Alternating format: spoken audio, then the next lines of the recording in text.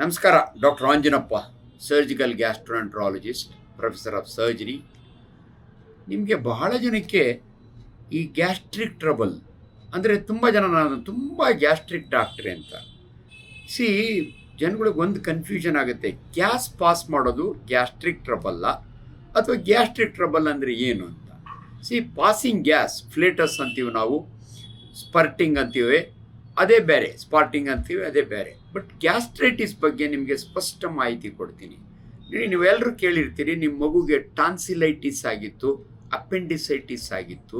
ಟಾನ್ಸಿಲ್ನಾಗ infection ಆದರೆ ನಾವು tonsillitis ಅಂತೀವಿ, ಅಪೆಂಡಿಕ್ಸ್ನೊಳಗೆ ಇನ್ಫೆಕ್ಷನ್ ಆಗಿ ಊದ್ಕೊಂಡ್ರೆ ಅದೇ ರೀತಿ ಗ್ಯಾಸ್ಟ್ರೈಟಿಸ್ ಅಂದರೆ ನಿಮ್ಮ ಸ್ಟಮಕ್ ಇರುತ್ತೆ ನೋಡಿ. ಅಬ್ಡಾಮನ್ನಲ್ಲಿ ನಿಮ್ಮ ಗೇಣುದ್ದ ಹೊಟ್ಟೆಯಲ್ಲಿ ಏನೆಲ್ಲ ಇದೆ ಅಂದರೆ ಸ್ಟಮಕ್ ಒಂದು ಆರ್ಗನ್ ಅಷ್ಟೇ. ನೀವು ತಿಂದ ಆಹಾರ ಈಸೋಫೇಗಸ್ ಅನ್ನನಾಳ 10 ಇಂಚಿರುತ್ತೆ, ಅದು ಜಠರಕ್ಕೆ ಹೋಗುತ್ತೆ. ಈ ಜಠರ ಹೆಂಗಿರುತ್ತೆ ಅಂದರೆ ಜೆ ಶೇಪ್ಡ್ ಬ್ಯಾಗ್ ಅಂತೀವಿ ನಾವು. It's A very powerful organ. ನೀವು ತಿಂದ ಆಹಾರನ ಗ್ರೈಂಡ್ ಮಾಡುತ್ತೆ. ಎಷ್ಟು ಚೆನ್ನಾಗಿ ಗ್ರೈಂಡ್ ಮಾಡುತ್ತೆ ಅಂದರೆ ರಾಗಿ ಮುದ್ದೆನ ಗುಳುಮಂತ ನುಂಗಿರ್ತೀರಿ, ಗೋಬಿ ಮಂಚೂರಿಯನ್ನ ಅರ್ಧಂಬರ್ಧಂ ಅಗದು ತಿಂದಿರ್ತೀರಿ, ಅದು ಅಷ್ಟನ್ನು ಮಸಾಲೆ ಮಾಡುತ್ತೆ ಅದು ಗ್ರೈಂಡಿಂಗ್. ಯಾಕಂದರೆ ನಿಮ್ಮ ಜಠರದಲ್ಲಿ ಒಂದು ಸಾರಿ ಆಹಾರ ತಯಾರಾದರೆ ಇಂಟೆಸ್ಟೈನಲ್ ಡೈಜೆಷನ್. ನೀವು ನೋಡಿ, ಸ್ಟಮಕ್ ಆದಮೇಲೆ ನಾವೆಲ್ಲ ಈ ಅನಾಟಮಿ ನಿಮ್ಗೆ ಯಾಕೆ ಹೇಳ್ತೀವಿ ಅಂದರೆ ಅರ್ಥ ಆಗಲಿ ಅಂತ. ಡಿಯೋಡಿನಮ್ ಸಣ್ಣ ಕರುಳು, ಅದು 10 ಇಂಚಿರುತ್ತೆ. ಅದಾದಮೇಲೆ ಜೆಜುನಮ್ಮು, ಅದಾದಮೇಲೆ ಅಂದರೆ ನಿಮ್ಮ ಸಣ್ಣ ಕರುಳು ನಿಮ್ಮ ಅಮ್ಮನ ಸೀರೆ ಅಷ್ಟು ಉದ್ದಿರುತ್ತೆ, 6 ಮೀಟರು. ಸೊ ನಿಮಗೆ ಮೇಯ್ನ್ ಡೈಜೆಷನ್ ಆಗೋದು ಸ್ಟಮಕ್ಕಿಂದ, ಆ್ಯಕ್ಚುಲಿ ಮೌತಿಂದನೇ. ಯಾಕೆ ಮೌತಿಂದನೇ ಹೇಳ್ತೀನಿ ಅಂದರೆ, ನೀವು ತಿನ್ನುವ ಆಹಾರ ಚೆನ್ನಾಗಿ ಡೈಜೆಷನ್ ಆಗಬೇಕು ಅಂದರೆ ಚೆನ್ನಾಗಿ ಅಗದು ನುಂಗಬೇಕು. ಸೊ ಈ ಗ್ಯಾಸ್ಟ್ರೈಟಿಸ್ಗೆ ಡೆಫಿನೇಷನ್ ಹೇಳ್ಕೊಳ್ಟೆ ನಾನು. ಸೊ ಅದೇ ರೀತಿ ಗ್ಯಾಸ್ಟ್ರೈಟಿಸ್ ಅಂದರೆ ನೋಡಿ, ನಿಮ್ಮ ಸ್ಟಮಕ್ ಒಳಗಡೆ, ನಿಮ್ಮ ಬಾಯಿಯೊಳಗಡೆ ಮ್ಯೂಕೋಸಾ ಇರುತ್ತೆ ನೋಡಿ, ಇದಿದೆ ಎಷ್ಟು ಸಾಫ್ಟಾಗಿದೆ, ಹಂಗೆ ಸಾಫ್ಟಾಗಿರುತ್ತೆ. ನಿಮ್ಮ ಆ ಜಠರದ ಒಳಗಡೆ ಸಣ್ಣ ಸಣ್ಣ ಹುಣ್ಣಾಗುತ್ತೆ, ಅದನ್ನು ನಾವು ಗ್ಯಾಸ್ಟ್ರೈಟಿಸ್ ಅಂತೀವಿ, ಎರೋಜನ್ ಅಂತೀವಿ. ಯಾಕೆ ಡಾಕ್ಟ್ರೆ ಹಂಗಾಗುತ್ತೆ? Very very simple. Hurry worry curry ನೆನ್ಪಿಟ್ಬಿಡಿ ಚೆನ್ನಾಗಿ.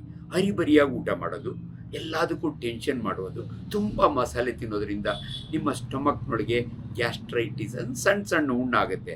ಅದು ಬಿಟ್ಟರೆ ಸ್ಮೋಕರ್ಸ್ಗೆ, ಆಲ್ಕೋಹಾಲಿಕ್ಸ್ಗೆ ಅದಕ್ಕಿಂತ ಇಂಪಾರ್ಟೆಂಟು ಪೇಯ್ನ್ ಕಿಲ್ಲರ್ಸ್. ತಲೆನೋವು ಅಂತ ಮಾತ್ರೆ ನುಂಗ್ತಿರಲ್ಲ, NSAIDಸು, ದಯವಿಟ್ಟು ಅದಕ್ಕೆ ಸಾರೆಡಾನು ಅನಾಸಿನ್ ಇಂಥವು ನುಂಗಬೇಡಿ. ಇನ್ನೊಂದು ಭಾಳ ಇಂಪಾರ್ಟೆಂಟು, ನಿಮಗೆ ಭಾಳ ಜನಕ್ಕೆ ಗೊತ್ತಿಲ್ಲ. ಇವಾಗ ಎಂಡೋಸ್ಕೋಪಿ ಯಾಕೆ ಮಾಡ್ತೀವಿ ಅಂದರೆ, ಒಂದು ಬ್ಯಾಕ್ಟೀರಿಯಾ ಇರುತ್ತೆ ನಿಮ್ಮ ಸ್ಟಮಕ್ಕಲ್ಲಿ. ಎಲ್ಲಿಂದ ಬರುತ್ತೆ ಅಂದರೆ, ನೀವು ರೋಡ್ ಸೈಡ್ ತಿನ್ನುವ ಆಹಾರದಿಂದ H. ಪೈಲೋರೈ ಅಂತ ಒಂದು ಬ್ಯಾಕ್ಟೀರಿಯಾ ಬರುತ್ತೆ. ನಿಮಗೆ ಆಶ್ಚರ್ಯ ಆಗ್ಬೋದು, ಈ ಬ್ಯಾಕ್ಟೀರಿಯಾ ಕಂಡುಹಿಡಿದಂಥ ಫಿಸಿಷಿಯನ್ಗೆ ನೊಬೆಲ್ ಅವಾರ್ಡ್ ಬಂತು. ಅಷ್ಟೊಂದು ಕಾಮನ್ H. ಪೈಲೋರೈ. ಅದನ್ನು ನಾವು ಡಿಟೆಕ್ಟ್ ಮಾಡಿದರೆ ನಿಮಗೆ ಟ್ರೀಟ್ಮೆಂಟ್ ಈಸಿ ಆಗುತ್ತೆ. ಸೊ ಫೈನಲಿ ನಿಮ್ಗೊಂದು ಮಾತು ಹೇಳ್ತೀನಿ, ಗ್ಯಾಸ್ಟ್ರೈಟಿಸ್ಗೆ ಕಾರಣ ಹರಿ ವರಿ ಕರಿ, ಆಲ್ಕೋಹಾಲ್, ಸ್ಮೋಕಿಂಗ್, ಇವನ್ನ ಆ್ಯಂಡ್ H. ಪೈಲೋರೈ. ಈಗ ಸಿಂಪ್ಟಮ್ಸ್ ಏನು ಡಾಕ್ಟ್ರೆ? ಗ್ಯಾಸ್ಟ್ರೈಟಿಸ್ ಅಂದರೆ, ಗ್ಯಾಸ್ಟ್ರಿಕ್ ಅಂದರೆ ನಿಮಗೆ ಹೊಟ್ಟೆ ಉರಿ, upper part of the abdomen, ಒಕ್ಕಳದ ಮೇಲ್ಗಡೆ ಭಾಗದಲ್ಲಿ ಅಪ್ಪರ್ ಅಲ್ಲೇ ಸ್ಟಮಕ್ ಇರೋದು.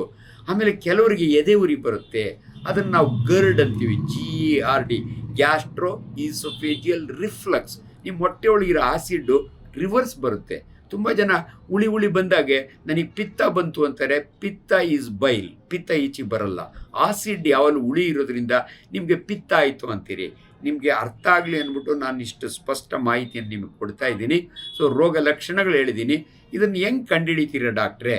ಮೊದಲೆಲ್ಲ ನಮ್ಮ ಅನುಭವದಿಂದ, ನಿಮ್ಮ ಹೇಳಿರೋ ಹಿಸ್ಟ್ರಿಯಿಂದಲೇ ನಿಮಗೆ ಗ್ಯಾಸ್ಟ್ರಿಕ್ ಇದೆ ಅಂತ ಹೇಳಿ ನಿಮಗೆ ಟ್ರೀಟ್ಮೆಂಟ್ ಕೊಡ್ತೀವಿ. ಬಟ್ ಬಹಳ ದಿನ ನಿಮಗೆ ಗ್ಯಾಸ್ಟ್ರೈಟಿಸ್ ಆದರೆ ನೆಕ್ಸ್ಟ್ ಕಾಂಪ್ಲಿಕೇಶನ್ನು ಅಲ್ಸರ್ ಅಂದರೆ ಒಂದು ಹುಣ್ಣು ನಿಮ್ಮ ಸ್ಟಮಕ್ನಲ್ಲಿ ಗ್ಯಾಸ್ಟ್ರಿಕ್ ಅಲ್ಸರ್ ಆಗುತ್ತೆ, ಡಿಯೋಡಿನಲ್ ಅಲ್ಸರ್ ಆಗುತ್ತೆ. ಅದನ್ನು ನಾವು ಪೆಪ್ಟಿಕ್ ಅಲ್ಸರ್ ಅಂತೀವಿ. ಸೊ ಇದನ್ನು ಹೆಂಗೆ ಕಂಡುಹಿಡಿತೀವಿ ಅಂದರೆ ಎಂಡೋಸ್ಕೋಪಿ. ತುಂಬ ಜನ ಎದುರ್ಕೋತೀರಿ, ಗ್ಯಾಸ್ಟ್ರೋಸ್ಕೋಪಿ ಅದು ಆ್ಯಕ್ಚುಲಿ. ಎಂಡೋ ಅಂದರೆ ನಿಮ್ಮ ಒಳಗೆ ಹಾಕೋದ್ರಿಂದ ಎಂಡೋಸ್ಕೋಪಿ ಅಂತೀವಿ. ಇದನ್ನು ಇವತ್ತು ಕಂಪಲ್ಸರಿ ಮಾಡ್ತೀವಿ. ಯಾಕೆ ಮಾಡ್ತೀವಿ ಅಂದರೆ ಈ H. ಪೈಲೋರೈ ಬ್ಯಾಕ್ಟೀರಿಯಾ ನಾವು ಕಂಡುಹಿಡಿಬೋದು. ಸೊ ನಿಮಗೆ ಟ್ರೀಟ್ಮೆಂಟಿಗೆ ಬಂದುಬಿಡ್ತೀನಿ. Very very simple. ನೀವು ಯಾವಾಗಲೂ prevention is better than cure. ನಾನು ಹೇಳಿದ ಲೈಫ್ ಸ್ಟೈಲ್ನ ಚೇಂಜ್ ಮಾಡ್ಕೊಳ್ಳಿ. ನೀವು ಗಬ ಅಂತ ತಿನ್ನೋದಿದ್ರೆ ಆಂಜನಪ್ಪ ಅವ್ರ ಮಾತು ಕೇಳಿದ್ಮೇಲೆ ನಿಧಾನವಾಗಿ ಸಾವಧಾನದಲ್ಲಿ ಊಟ ಮಾಡಿ, ನಿಮ್ಮ ಮಕ್ಕಳಿಗೂ ಅದನ್ನೇ ಕಳಿಸ್ಕೊಡಿ. ನೀರು ಕುಡೀರಿ. ಇದು ಭಾಳ ಜನ ನೀರು ಕುಡಿಯಲ್ಲ. ತುಂಬ ಜನ ನೀವು ವಾಟ್ಸಪ್ ಯೂನಿವರ್ಸಿಟಿಯಿಂದ ಕನ್ಫ್ಯೂಸ್ ಆಗಿಬಿಟ್ಟಿರ್ತೀರಿ. ಊಟಕ್ಕೆ ಮಧ್ಯೆ ನೀರು ಕುಡಿಬೇಡ, ಊಟ ಆದಮೇಲೆ 40 ಅದೆಲ್ಲ ಇಲ್ಲ. Water is a food. Treatment is very very simple. Pantoprazole, omeprazole ಹೆಚ್ಚು. ಇದನ್ನೆಲ್ಲ ನಾವು ಆಂಟಾಸಿಡ್ಸ್ ಅಂತೀವಿ, ಪ್ರೋಟಾನ್ ಪಂಪ್ ಇನಿಬಿಟರ್ಸ್ ಅಂತೀವಿ. It is easy to treat gastric trouble. Thank you.